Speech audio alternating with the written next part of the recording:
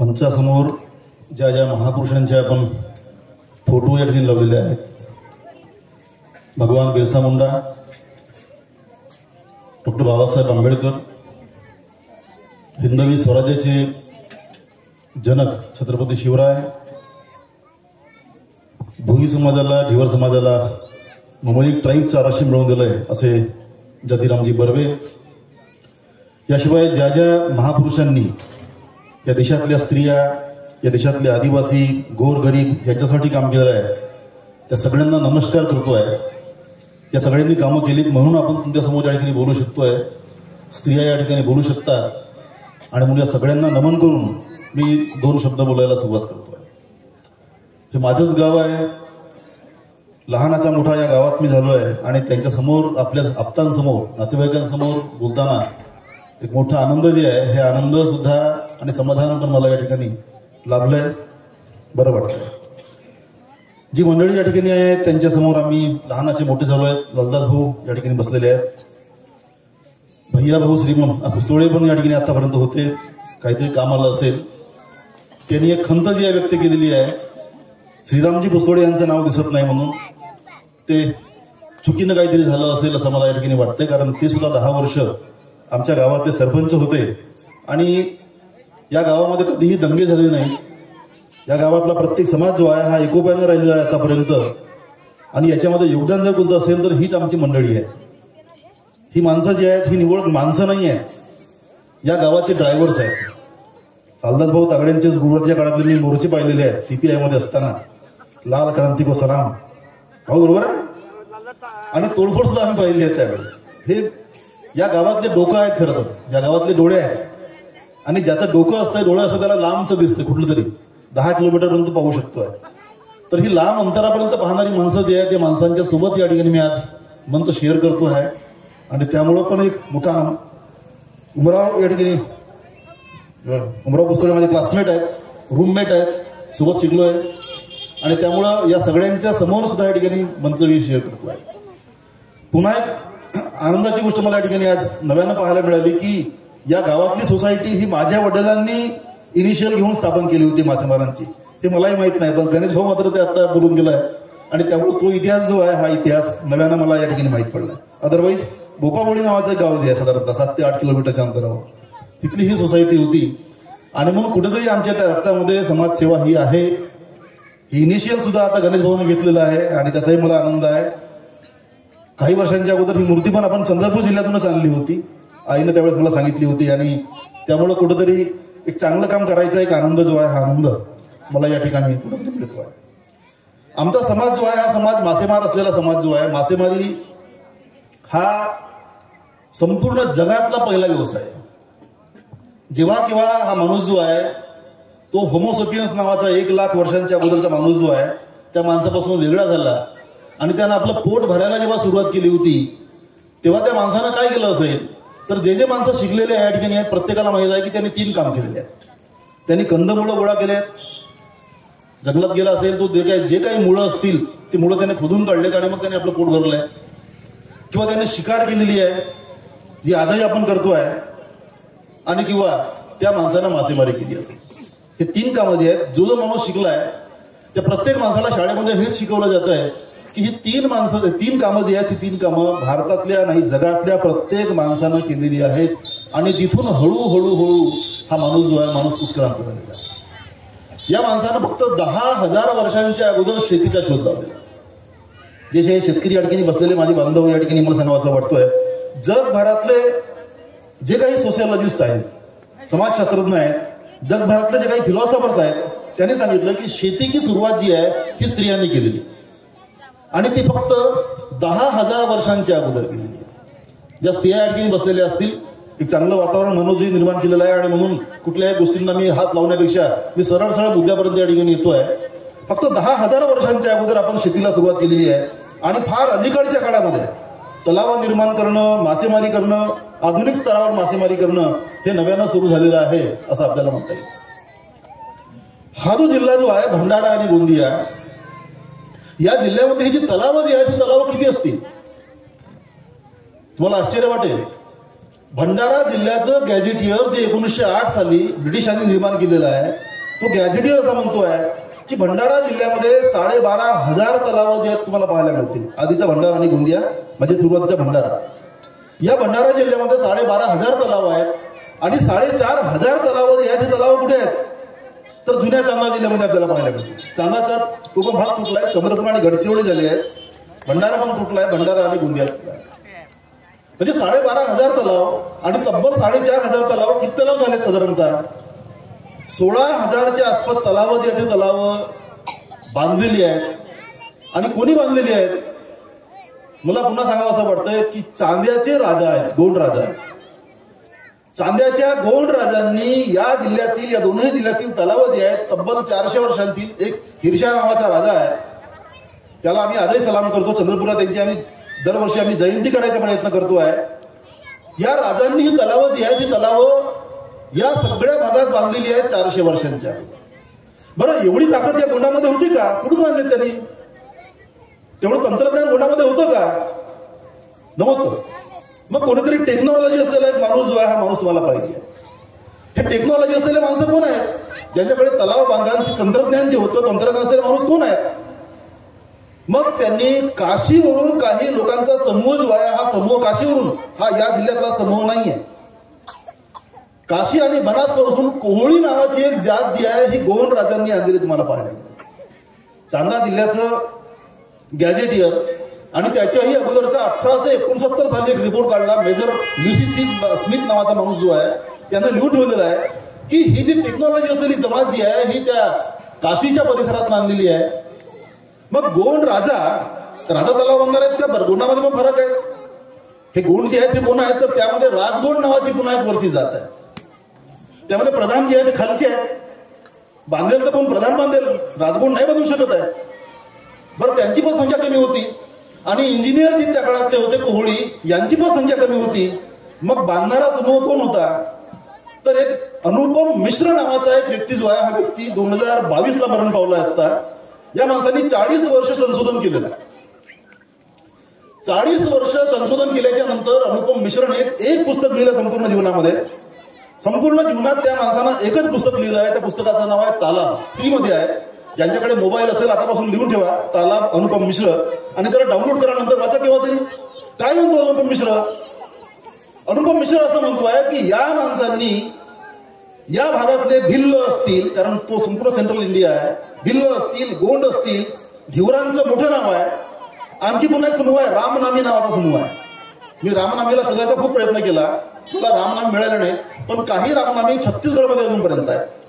त्यांच्या संपूर्ण शरीरावर ते राम राम राम राम असं लिहितात आणि म्हणून त्याला रामनामी असं म्हणतात. या माणसांनी, या सगळ्या आदिवासींनी, मोस्टली धिवरांनी, आपण पाहतो की तलाव जे आहेत हे तलाव त्या कोहळी, मी त्याला पाटील नाही म्हणत, ते पाटील आता झालेले आहेत, पण कोहळी नावाचे हे जे इंजिनियर्स होते त्या इंजिनियर्सच्या अंतर्गत त्यांनी काम केलेलं आहे. आणि मग पाहतो आपण की तलाव जे आहेत ते तलाव बांधले गेलेले आहेत. प्रश्न असा आहे की यांना त्यांचा ड्यू रिप्रेझेंटेशन जे आहे मिळतोय का? त्याचा ड्यू बेनिफिट जो आहे त्यांना मिळतोय का? आपण पाहतोय की मागच्या अनेक वर्षामध्ये जे काही बदल झालेले आहेत 400 वर्षांपर्यंत, त्यामध्ये पाहतो आपण की हळूहळू त्यांचे अधिकार जे आहेत ब्रिटिशांनी पण काढलेले आहेत. तुम्हाला असं पाहायला मिळेल. ब्रिटिशांना जेव्हा वाटलं की आम्हाला उत्पादन जास्त घ्यायचं आहे, तेव्हा त्यांनी काय केलं, गोंड राजांना सवलती दिल्या. जेवढं जंगल तुम्ही कापाल तेवढं तुमचं. आणि मग गोंड राजांनी मोठ्या प्रमाणात जंगल कापून त्या ठिकाणी तलाव जे आहेत तलाव निर्माण केलेली आहेत. पुढे गोंडांकडून ते तलाव हिसकावण्यात आलेले आहेत. तेव्हा असं माहित पडलं की सेस कमी होतोय, टॅक्स कमी होतोय, टॅक्स कमी असेल तलाव हिसकावून घ्या, ही नीती त्यांनी अवलंबलेली आहे. तोपर्यंत त्यांनी त्याला निस्ताराचे अधिकार दिले होते. मला तुम्हाला सांगावं असं वाटतोय, हा निस्तार फक्त जंगलांचा नसतोय. निस्ताराचा हक्क म्हणतो ना मी लहान असताना आमच्या गावामध्ये बिबट्या होत्या, त्या बिबट्या आम्ही झाडायचो आणि त्याला आम्ही निस्ताराचा हक्क असं म्हणतोय. ब्रिटिशांनी दिला होता. हा निस्ताराचा हक्क तलावांवर सुद्धा होता आणि तो ढिवरांना होता, मासेमारांना होता. हे अधिकार जे आहेत हे अधिकार सुद्धा त्यांनी हिसकावून घेतलेले आहेत, काढलेले आहेत. आणि अशा अर्थानं ब्रिटिश काळापासूनचे अधिकारांचं हनन आणि हिसकावणं जे आहे हे हिसकावणं सुरू झालेलं आहे असं आपल्याला पाहायला मिळेल.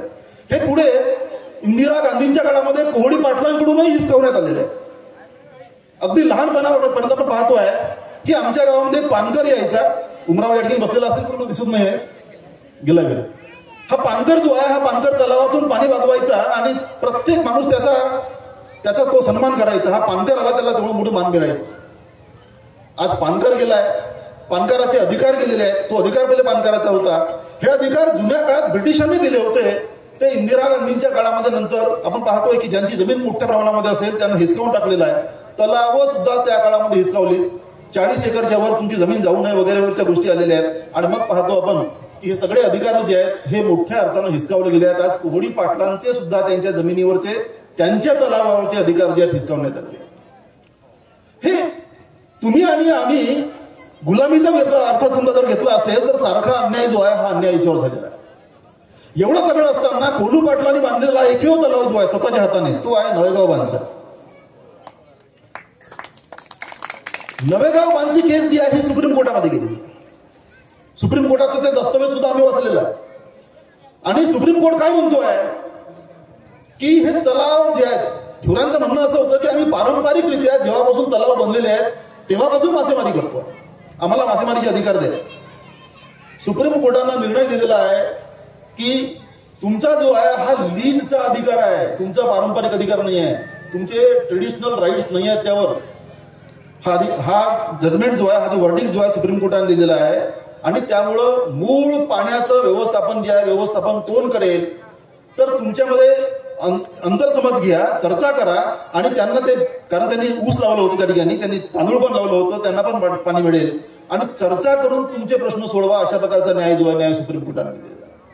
म्हणजे आताच्या घडीला मग महाराष्ट्र शासनानं पुन्हा एक गोष्ट त्यामध्ये टाकली की मामा तलावामध्ये आपण काय करूया, शासन निर्णयांचं आपण वाचन केलं पाहिजे. मागच्या काही वर्षांच्या अगोदर आता एक गोष्ट निघाली ती अशी की त्या मामा तलावांच्या खाली एक खड्डा खोदायचा. आता 5 फूटच्या आसपास काहीतरी खोल खड्डा असेल, त्या खड्ड्यामध्ये असलेलं जे काही पाणी असेल ते पाणी त्याला वगवायचं नाही. हा मात्र ढिवरांचा अधिकार आहे. तेवढं पाणी जे आहे प्रत्येक तलावामध्ये असतंय का. प्रश्न असा आहे की त्या तलावाच्या त्या खड्ड्याची खोली जी आहे किती असेल तर तुडमाचा पाणी जो आहे त्या पाण्यातून तो वाहून नाही गेला पाहिजे, त्यापेक्षा खाली असला पाहिजे. हा जजमेंट दिला गेला आहे. आणि मग पाहतो आपण कुठेतरी अशा प्रकारचं एक अंडरस्टँडिंग जे आहे दोन समाजामध्ये करायचा प्रयत्न जो आहे सुप्रीम कोर्टाने केलेला आहे. पण अजूनही या समाजाचे राईट्स जे आहेत ते मात्र सेटल झालेले नाहीत असं आपल्याला तपासून पाहता येईल. एकीकडे ही पाटलांची, ढिवरांची आणि बाकीच्यांची लढाई जी होती ही लढाई असताना आता मात्र नवीन संकट या सगळ्यांच्या पुढे आता आले. आणि ते संकट जे आहे मागच्या काही वर्षामध्ये झालेलं, ज्याला आपण जागतिकीकरण असं आपण म्हणतो आहे, त्याचं झालेलं आहे. हे जे वेगवेगळे आता GR आलेले आहेत त्या GRचं वाचन समजा आपण जर केलं असेल तर तुम्हाला असं माहीत पडेल की आमचे अधिकार मोठ्या प्रमाणामध्ये हिसकावले गेले आहेत. तुमच्यातली एक बाई जी आहे ती कोल्हेताई जी आहे तिच्या पाठीशी सगळ्या बाया ज्या आहेत त्या जुळल्या पाहिजे. कारण तलावांची डॉक्टर म्हणून ती आता ओळखते आहे, तिने ती संपूर्ण अभ्यास तिने केलेला आहे. तुमच्यापैकी किती स्त्री आहेत की ज्या सदस्य आहेत सोसायटीमध्ये, जर आपली घातवा करा. महिला जे आहेत, महिला किती आहेत सोसायटीमध्ये, कोणी आहेत का? फक्त 2च आहेत. तिसरी मला आहे. चला यासाठी जरा प्लीज टाळ्या मारा जोरात, त्यांचा पण वाटा आहे. ही लोकशाही जी आहे ती फक्त पार्लमेंटमध्ये सुरू होत आहे आणि पार्लमेंटमध्ये संपत याच्यातला भाग नाहीये. लोकशाहीची सुरुवात जी आहे हे तुमच्या सोसायटीपासून झाली पाहिजे, त्यामध्ये महिलांचा वाटा पाहिजे आहे. हे जर होत असेल तर मग आपण खऱ्या अर्थानं लोकशाही जी आहे ती या देशामध्ये आपण निर्माण करू शकतो आहे. ती आमच्या गावातल्या स्त्रियांनी करून दाखवली आहे, बाकीच्यांनी पण केलेली असेल अशा प्रकारचा विश्वास जो आहे हा मला या ठिकाणी सांगावा असं वाटतं. या गोंडांनी प्रचंड मोठ्या प्रमाणात ही तलाव बांधलीत. आणि मग पाहतो आपण की म्हणून आपण थोडेसे आमच्या मासोळ्या आता पकडू शकतोय. इतर राज्यामध्ये ही स्थिती नाही. हे तलाव कुठे आहेत तर ज्या ज्या भागामध्ये अशा प्रकारचं नॉलेज ज्या ज्या राजांनी पसरवलंय त्याच ठिकाणी तुम्हाला पाहायला मिळते. भारतामध्ये सगळ्यात जास्त तलाव कुठे असतील तर तो आंध्र प्रदेश आणि तमिळनाडूमध्ये आपल्याला पाहायला मिळेल. कारण दक्षिणेतले राजे जे आहेत ते आमच्याही पेक्षा पुढारलेले होते. आमच्या चांद्याच्या 2 राजांपेक्षा मला एका राणीचं नाव तुम्हाला असं वाटेल. त्या राणीचं नाव आहे राणी दुर्गावती. जबलपूरची राणी आहे. चंद्रपूर शहरात मी राहतो, मला माहिती आहे फक्त 7 तलाव आमच्या राजांनी बांधले चंद्रपूर शहरामध्ये. जबलपूर शहरामध्ये आजच्या घडीला तुम्हाला 150 तलाव मोजता येतील. किती मोठं काम त्या बाईने केलेलं आहे. 150 तलाव जे आहेत हे तलाव तिच्या कारकिर्दीमध्ये जबलपूरमध्ये बांधली गेली आहेत. आणि मग पाहतो आपण की आमचा मोठा समूह जो आहे ढिमर नावानं त्या ठिकाणी तिकडे मासेमारी करतोय. आमचा हा जो हक्क जो आहे, हक्क ज्या ज्या ठिकाणी ज्यांना मिळाला आहे त्यांना मिळाला आहे. पण ज्यांच्याकडून तो हिसकावला गेलाय त्याबद्दलची खरी बैठक जी आहे ही बैठक आत्ताच्या घडीला आपण चर्चा करतो. मला एकच सांगावं असं वाटतं या ठिकाणी की या गावातल्या लोकांनी सुद्धा आणि या परिसरातल्या लोकांनी सुद्धा ही भूमिका घेतली पाहिजे की हो, हे लोक होते म्हणून हे तलाव बांधले गेलेले आहेत. पारंपरिक दृष्ट्या त्यांच्या जाती नव्याने बांधलेल्या आहेत. J.H. हटन नावाचा एक कमिशनर आहे सेन्ससचा, तो असं म्हणतोय 1930च्या आसपास 31च्या आसपास की माझ्या समोर मी जाती बनताना पाहतोय. हे जे संथाल नावाचे लोक जे आहेत, जे पश्चिम बंगालमध्ये आहेत, ते वेगळे होते, पण त्या ठिकाणची हिंदू महासभा जी आहे, कारण हिंदू मुस्लिम त्यावेळेस सुरू झालं होतं 1925च्या आसपास, आणि म्हणून तो असं म्हणतोय की हे हिंदू महासभेचे लोक यायचे आणि सांगायचे की तुम्ही हिंदू म्हणून सांगा. ते खऱ्या अर्थानं आदिवासी होते, पण त्यांना हिंदूमध्ये घुसवण्याचं काम जे आहे काम आमच्या लोकांनी केलेलं आहे. आणि म्हणून नव्यानं जाती नव्यानं निर्माण झालेल्या आहेत. गोंडांचा आदिवासींचा धर्मच नाहीये, मला खऱ्या अर्थानं सांगतोय मी. ही या देशातली वस्तुस्थिती जी आहे आपण समजून घेणार आहोत की नाही घेणार आहोत. आम्ही मात्र जातीमध्ये येतोय, आम्ही जमातीमध्ये जाऊ शकत नाही. शेड्यूल कास्ट आणि शेड्यूल ट्राईब ह्या दोन गोष्टी आम्ही जेव्हा करतो तेव्हा आम्ही जातीमध्ये आहोत. कारण महाभारताच्या आणि रामायणाच्या काळापासून आमचा जो इतिहास जो आहे हा जातींचाच इतिहास असलेला आपल्याला पाहायला मिळेल. मनोज केवटांचं आडनाव केवट असलेलं आपल्याला पाहायला मिळेल. पण प्रभू श्रीराम ज्या नावेमध्ये बसले होते ती नाव कोणाची होती? ती नाव सुद्धा केवटांची होती. त्यांनी गंगा पार केली आणि ते चित्रकूटला उतरले. चित्रकूटच्या त्यांच्या गुरुच्या पदरी ते गेलेले आहेत. ती नाव जी आहे ती केवटांना चालवली होती. आणि तेव्हापासूनचा आमचा इतिहास जो आहे हा इतिहास आपल्याला पाहायला मिळतोय की आम्ही या सगळ्या भागातले जातींचे लोक आहोत असं आपल्याला म्हणता येईल. आणि मग त्यांचा ड्यू बेनिफिट जो आहे त्यांना मिळाला पाहिजे. मित्रांनो, तुम्हाला सांगतोय मी, हा जो आरक्षण आम्ही मागतोय, नेमका आरक्षणाचा अर्थ तुम्हाला माहिती आहे काय? नेमकं आरक्षण काय? आरक्षण प्रत्येक माणूस आरक्षणावर बोलतोय. खऱ्या अर्थानं तुम्ही कधीही ऐकलं नसेल. मनोज केवट जे आत्ता बोलले त्यांनी जे पुरावे दिले आहेत, 200 पानांचा आमच्याकडे दस्तऐवज आहे, ते बोललेले तुम्हाला कुणालाही आतापर्यंत कोणीही ऐकलेलं नसेल. हा मला विश्वास तुम्हाला सांगावा असं वाटतं. मी आरक्षणाचा खऱ्या अर्थानं तुम्हाला अर्थ सांगतो. या देशामध्ये ब्रिटिशांनी आरक्षण नाही आणलं, या देशामध्ये सरकारांनी आरक्षण नाही आणलं. एक राजा जो आहे त्या राजाचं नाव आपलं घ्यावं, राजर्षी शाहू महाराजांचं नाव आपल्या ठिकाणी. हा भारतातल्या आरक्षणाचा जनक म्हणून आपल्याला ठिकाणी घेता येतो. आरक्षणाचा जनक आहे. त्यावेळेस त्यांनी सांगितलंय की आमच्या राज्यामध्ये हे सगळेचे सगळे लोक जे आहेत एकाच जातीचे मला पाहायला मिळतात, त्यांनाच हा अधिकार आहे का? आणि म्हणून त्यांनी त्यावेळेसच्या मागासलेल्यांसाठी 50% आरक्षण त्यांनी बाकायदा राजपत्र काढलेलं आहे, गॅझेट. त्यांचा जो साम्राज्य जे होतं त्या साम्राज्यात त्यांनी गॅझेट काढलंय आणि गॅझेटमध्ये 50% आरक्षण त्यांनी दिलंय. मगाशी मला वाटतं कोणीतरी उदाहरण दिलं होतं सरांनी त्यावेळेस की एका माणसानं विचारलं की तुम्ही हे काय करताय? तो त्या माणसाला आपल्या तबेल्यामध्ये घेऊन गेला आणि तबेल्यामध्ये त्यांनी सांगितलंय की जे घोडे जे आहेत तबेल्यामधले ते हृष्टपुष्ट जे आहेत, ताकदीचे आहेत, ते सगळा चारा खाऊन राहिले. त्यांनी चणे फेकलेत. सगळे चणे जे आहेत चणे ताकदवाल्या घोड्यांनी खाल्लेत. आणि गरीब घोडे जे होते त्यांना काहीच मिळत नव्हतं. मग राजर्षी शाहू महाराजांनी प्रश्न विचारला की तुम्हाला दिसतंय काय, तुम्ही ऑब्झर्व करता? हो. विचारण्याने सांगितलं की साहेब मी आता एक ऑब्झर्व असं करतोय की जे ताकदवान घोडे जे आहेत ते चणे खाऊन राहिले, तो चारा खाऊन राहिलेले आहेत, गरीब घोड्यांना काहीच मिळत नाही. मग त्याच्यावर उपाय काय? मग त्याने सांगितलं की अच्छा, तो उपाय असा आहे की या काही गरीब घोड्यांना, मागासलेल्या घोड्यांना आपल्याला अलग बांधावं लागेल, त्यांना वेगळा चारा आम्हाला द्यावा लागेल. आणि मग इथून या आरक्षणाची सुरुवात जी आहे सुरुवात झालेली आहे आपल्याला ठिकाणी पाहायला मिळते. ही गोष्ट जी आहे ब्रिटिशांनी आणलेली आहे. भारतातल्या एखाद्या राजांनी चांगलं काम करावं आणि ब्रिटिशांनी त्याची गोष्ट ऍक्सेप्ट करावी यासारखं जगात दुसरं उदाहरण नाहीये. हे ब्रिटिश स्वतःला सगळ्यात जास्त बुद्धीने श्रीमंत समजायचे. त्यांनी शाहू महाराजांचा कित्ता त्यांनी गिरवला आणि त्यांनी देशामध्ये आरक्षण जे आहे हे आरक्षण सुरू केलेलं आहे. आता आरक्षणाचा खरा अर्थ तुम्हाला सांगतो. आरक्षणाचा खरा अर्थ आहे रिप्रेझेंटेशन ऑफ द पीपल. लोकांचं प्रतिनिधित्व त्या ठिकाणी गेलं पाहिजे.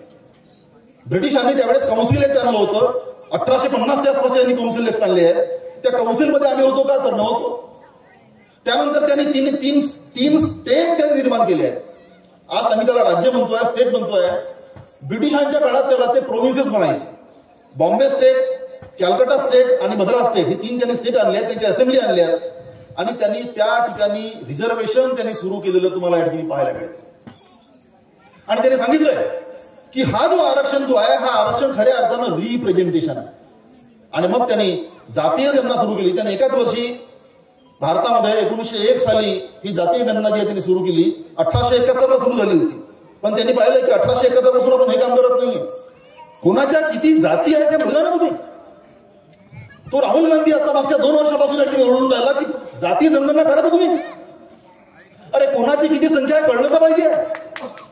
पण दुर्दैवानं त्या गोष्टींकडे लक्ष दिलं नाहीये. जोपर्यंत भारतामध्ये या जातींचा खरी संख्या कोणाची किती आहे हे कळणार नाही, तोपर्यंत या देशाचा पूर्णतः विकास आपण करू शकणार नाही. मित्रांनो, ही जातीय जनगणना यासाठी आवश्यक आहे कारण त्यांची एकदा आम्ही टक्केवारी सुद्धा बोलून जर घेतली असेल तर काशीराम जे म्हणायचे की जितनी जिनकी संख्या उतना उसका रिझर्वेशन. ह्या गोष्टी आपल्याला तपासून पाहाव्या लागतील. आणि म्हणून हा इतिहास जो आहे, हा इतिहास सुद्धा आरक्षणाचा मला या ठिकाणी ठेवावं असं वाटतंय.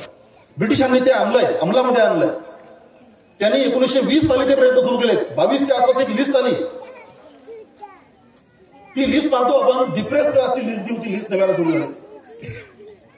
भारतामध्ये 27-28ला एक सायमन नावाचं कमिशन आलेलं. आम्ही सगळ्यांनी वाचलं असेल सायमन गो बॅक. आम्हाला एवढंच सांगितलं जात आहे सायमन गो बॅक, सायमन परत जा. तर सायमनची कामं काय होती हे आम्हाला मात्र सांगितलं जात नाही.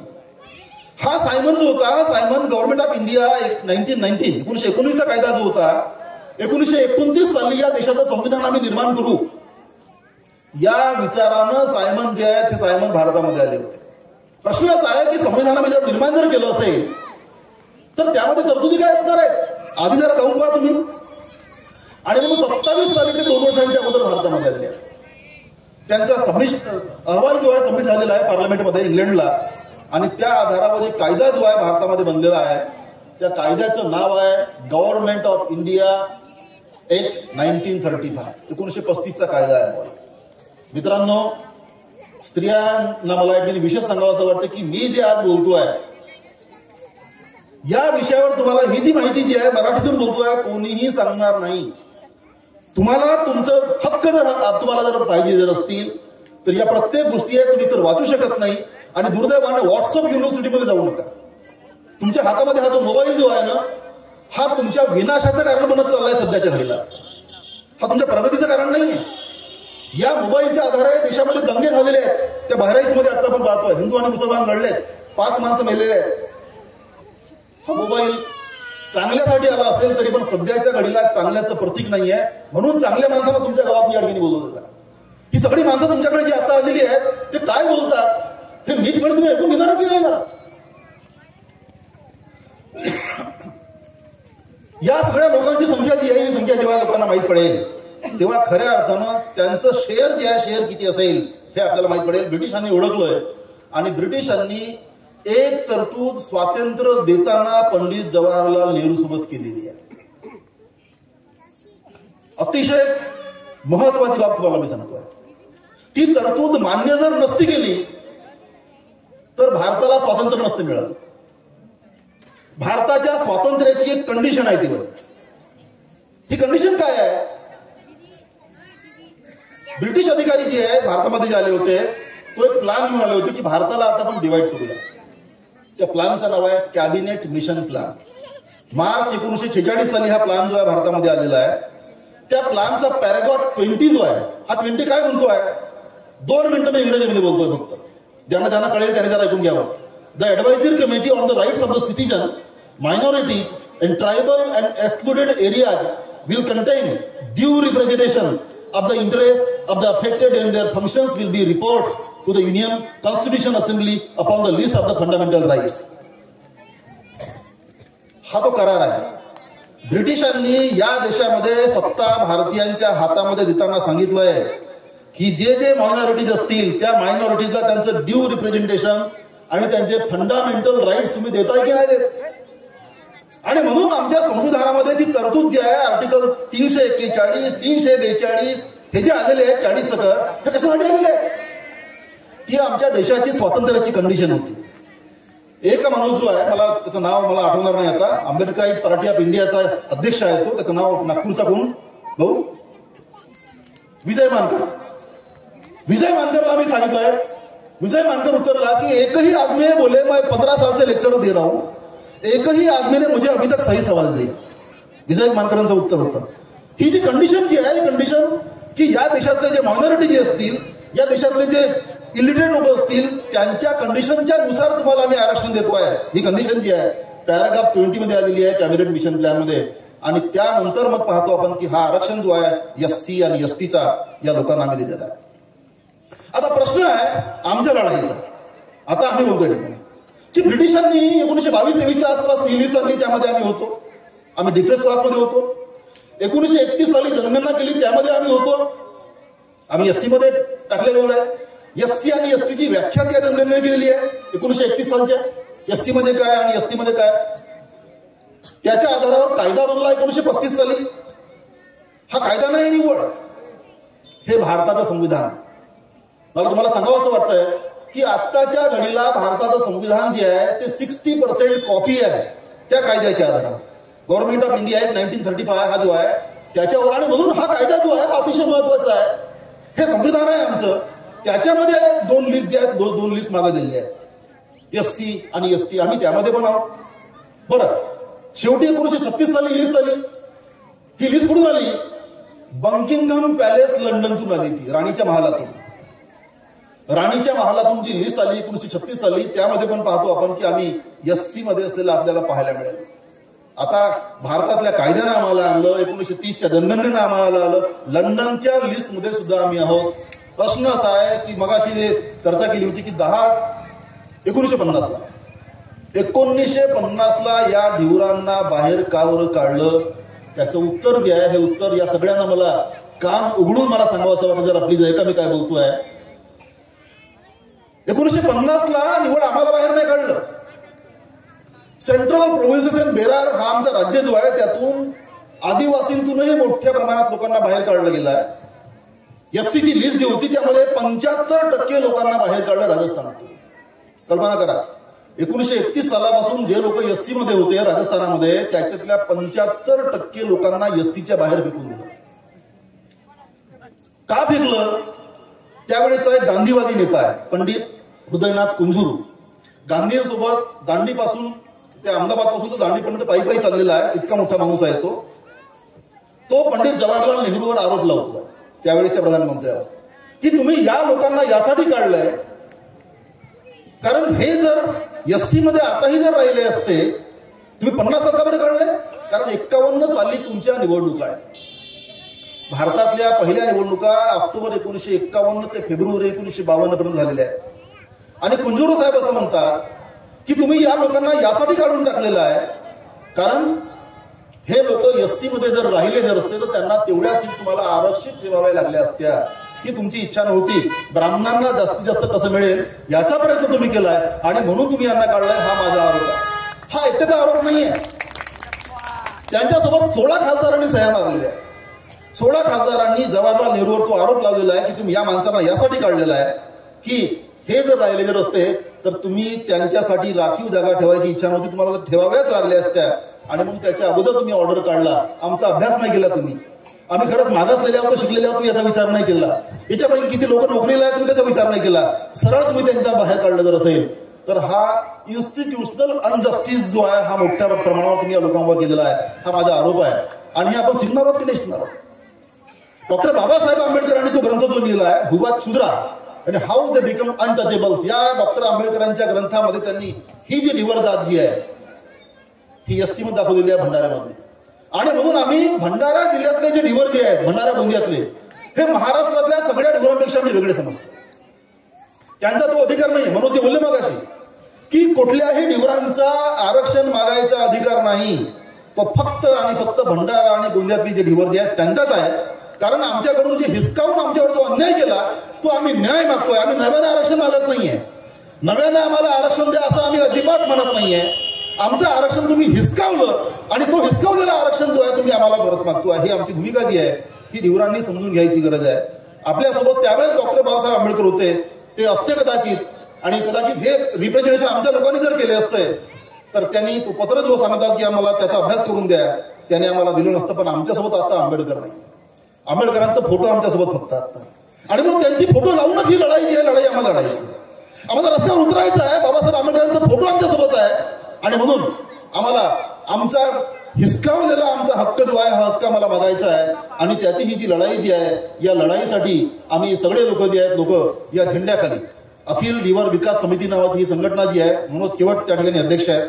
मी राहू शकत नव्हतो कारण मला प्रश्न पडला की संशोधन आपण केलंय, पुस्तक लिहिलंय आपण, पण मी आता सध्या निवासी या चंद्रपूरचा आहे, आणि म्हणून या जिल्ह्यातल्या लोकांच्या खांद्यावरती आपल्याला दुराची या दुरा आपल्याला ठेवावी लागेल. आणि तो प्रयत्न जो आहे प्रयत्न आपण करतोय. आणि हे सगळं करत असताना मी मागच्या 3-4 वर्षांपासून प्रयत्न करतोय की प्रत्येकाला डॉक्टर बाबासाहेब आंबेडकर आम्हाला समजून घ्यावे लागणार आहे. जोपर्यंत डॉक्टर बाबासाहेब आंबेडकर आणि त्यांची भूमिका आपण समजून घेणार नाही, मित्रांनो, आम्हाला आरक्षण मागायचा हक्क सुद्धा नाहीये जर आपण बाबासाहेबांना समजून जर घेतलं नसेल. हे खऱ्या अर्थाने आपण समजून घेतलं पाहिजे. या देशातला विकास जर झाला पाहिजे, ही भूमिका ब्रिटिशांची जी होती ती बाबासाहेबांची आहे. का बरं आहे? या देशाचा विकास म्हणजे कोणाचा विकास? जमिनीचा, झाडांचा आणि या सगळ्या प्राण्यांचा विकास आहे का? या देशाचा विकास म्हणजे माणसांचा विकास आहे. या देशामध्ये त्यावेळेस 32 कोटी लोक होते 1947 साली. त्या 32 कोटी लोकांचा जर आम्हाला विकास जर करायचा जर असेल तर त्यातले जे लोक जे आहेत हे लोक मागासलेले आहेत, त्यांना आपल्याला पुढे आणावं लागेल. या देशातल्या 32 कोटी लोकांचा आम्हाला विकास जर करायचा असेल तर त्या 32 कोटीपैकी 50% ह्या ज्या स्त्रिया आहेत त्यांना सुद्धा आम्हाला आरक्षण द्यावं लागेल. अरे ह्या 50% स्त्रिया जर मागे जर राहिल्या असतील तर हा देश पुढे जाईल का? ही भूमिका आमची असली पाहिजे. आरक्षणाची खरी गरज काय हे समजा आम्ही जेव्हा ओळखतोय तेव्हा आपल्याला माहित पडते आहे की त्या देशातले जे जे लोक असतील 50% स्त्रिया आहेत त्यांना आरक्षण द्या तुम्ही, हा देश पुढे जर न्यायचा जर असेल तर. आणि मला पुन्हा सांगावं असं वाटतंय या देशामध्ये जवळपास 90% आसपासचे ओबीसी आहेत. जोपर्यंत या देशातल्या ओबीसीना त्यांचा अधिकार मिळत नाहीये तोपर्यंत सुद्धा हा देश पुढे जात नाही. आणि म्हणून 340 महत्वाचं आहे. बाबासाहेबांनी ते 340 तुम्हाला दिलेलं आहे, हे ओबीसीच नाही दिलेलं आहे. या देशातला हा प्रत्येक समूह जो आहे या सगळ्यांची लोकसंख्या जी आहे 90% पर्यंत जाते. या 90% लोकांना तुम्ही काही जर देणार नसेल आणि मग सांगता की भारत पुढे गेला पाहिजे, जाईल का? आणि म्हणून मित्रांनो, या सगळ्या गोष्टी ज्या आहेत या समजून घेतल्या पाहिजेत. या सगळ्या लोकांनी ही जी आरक्षणाची लढाई आता जी सुरू केलेली आहे ती मागच्या 3-4-5 वर्षापासून आपण सुरू केलेली आहे. पण आता आमच्या जिल्ह्यामध्ये आम्ही पाठवलेले पत्र, मला तुम्हाला सांगावं असं वाटतं, आम्ही मुंबईपर्यंत गेलो आहे, महाराष्ट्राच्या सेक्रेटरींना आम्ही भेटलो आहे, आयोगाच्या अध्यक्षांना भेटून झालेलं आहे. त्या सगळ्यांनी सांगितलंय की हे कठीण आहे पण तुमचा मात्र ड्यू राईट तुम्हाला हे पाहायला मिळेल. कठीण यासाठी आहे कारण आजपर्यंत कोणतीही जात नव्यानं आलेली नाहीये म्हणून ते कठीण आहे असं म्हणतात. पण त्यांनी कागदपत्र जेव्हा पाहिले तुमच्याकडे तर नोटिफिकेशन आहे 1936 सालचं, तुमच्याकडे शेड्यूल कास्ट ऑर्डरच तुमच्याकडे आहे. हा शेड्यूल कास्ट ऑर्डर जो आहे हा कॉन्स्टिट्युशनल आहे, म्हणजे आमच्याकडे कॉन्स्टिट्युशनल ऑर्डर आहे. आणि ज्या संविधानापेक्षा मोठा कोणीच नाही आहे, सुप्रीम कोर्ट सुद्धा मोठा नाही आहे. सुप्रीम कोर्टाचा अधिकार फक्त एवढाच आहे, संविधानाचा अर्थ लावणे. याच्यापेक्षा संविधानाची म्हणजे सुप्रीम कोर्टाची भूमिका दुसरी नाही आहे. आणि संविधानानं जर तुम्हाला सांगितलं असेल की ही जाती जी आहे ही एससी मध्ये आहे तर फक्त विश्वास ठेवा या लोकांच्या खांद्यावर, यांच्या कर्तृत्वावर की यांना भरभरून तुम्हाला साथ द्यायची आहे आणि रस्त्यावर येण्याचा प्रयत्न आपण या ठिकाणी केला पाहिजे. मागच्या काही वर्षामध्ये आम्ही काही गोष्टी विसरलोय, बरंचसं पाणी मुरलंय, बऱ्याचशा गोष्टी विसरल्या गेलेल्या आहेत. तरी पण तुम्हाला सांगतोय की आमचा व्यवसाय कोणता तर मासेमारी करणं, दुसरा व्यवसाय कोणता तर शिंगाडे करणं, तिसरा कोणता तर आम्ही डुकरं राखतोय. सांगा दादा, शर्मेनं खाण्याची गरज नाही. हे आम्ही डुकरं राखतोय, हे आम्ही जर विसरलो तर मग आपण पाहतो की आम्हाला तो यश जो आहे आम्हाला मिळणार नाहीये. एवढी विनंती मला करतोय. गिरोला या गावामध्ये या सगळ्या म्हणजे काय फक्त गणेश भाऊ एकटा नसेल, ही सगळी टीम जी आहे, शिवाजी असेल या ठिकाणी, विलास असेल, सिलास, या सगळ्यांची टीम जी आहे त्या टीम, श्री वलधरेजी असतील, या सगळ्यांनी जे काम केलेलं आहे दरवर्षी, हे फक्त निमित्त आहे. मी देव धर्म जास्त मानत नाहीये, तुम्हाला खरं सांगतोय. मी कुठला तरी आम्हाला एक झेंडा आवश्यक आहे ज्याच्या खाली आम्ही या ठिकाणी एकत्र येऊ. मी वाल्मिकी की एकलव्य या दोघांपैकी कोण हे मला तर निवडा जर म्हणेल, मी वाल्मिकीला निवडणार नाही, मी एकलव्याला निवडेल. त्या एकलव्यावर अन्याय झालेला आहे, त्याचा हात कापला गेलेला आहे. अरे आमच्या इतिहासापासून आमचा हात कापला गेलेला आहे. तो अर्जुनापेक्षा चांगला धनुर्धर होता. त्याने जो बाण मारला तो कुत्र्याच्या तोंडामध्ये मारला आणि कुत्र्याचं ओरडणं बंद झालं होतं. तो एकलव्य जो आहे हा एकलव्य आमचा राजा, हा निवड एकलव्य म्हणजे माणूस नाहीये. एकलव्य त्यावेळेसचा निषादांचा राजा होता. मग राजाचे पूर्ण अधिकार राजाला मिळाले पाहिजे, पण या ब्राह्मणांनी त्यावेळेस राजांचाही अधिकार हिसकावलेला. केव्हा शिकणार आहोत आपण? आणि आजही ते आमचे अधिकार जे आहेत हिसकावत आहेत. आमचे लोक जे आहेत प्रचंडपणे, गौतम बुद्धाची आई कोण होती? आमच्या समाजाची आहे. आमच्या समाजाचे प्रचंड मोठमोठे लोक जे आहेत हे राजे बनलेले आहेत. पण या राजांचेही अधिकार जे आहेत पुढच्या ब्राह्मणांनी हिसकावलेले आहेत. हे सुद्धा आपल्याला प्रत्येकाला समजून घ्यावं लागेल. हे जर समजलो तर मग आपण म्हणतो ना, बाबासाहेबांनी सांगितलंय गुलामाला गुलामीची जाणीव करून द्या, मग तो बंड करेल. ही बंड करायची वेळ जी आमच्यावर आता आलेली आहे, कारण आमचं ब्रिटिशांनी दिलेलं आरक्षण यांनी हिसकावलेलं आहे. हे समजून घेतलं पाहिजे. आपण हे समजून घेण्याचा प्रयत्न आपण करूया. त्यासाठीच या मिटिंगचं आयोजन या ठिकाणी केलेलं आहे. बरंच लांब बोललोय मी थांबतोय. सगळ्यांना शेवटी हात जोडून एकच विनंती करतोय की ही जी अखिल धीवर विकास समिती भंडारा जी आहे त्यांना भरभरून आपण मदत करावी, अशा प्रकारची विनंती करतोय. पुन्हा सगळ्यांना जय हिंद, जय भीम, जय संविधान, भारत माता की जय, गोडसे मुर्दाबाद. थँक्यू.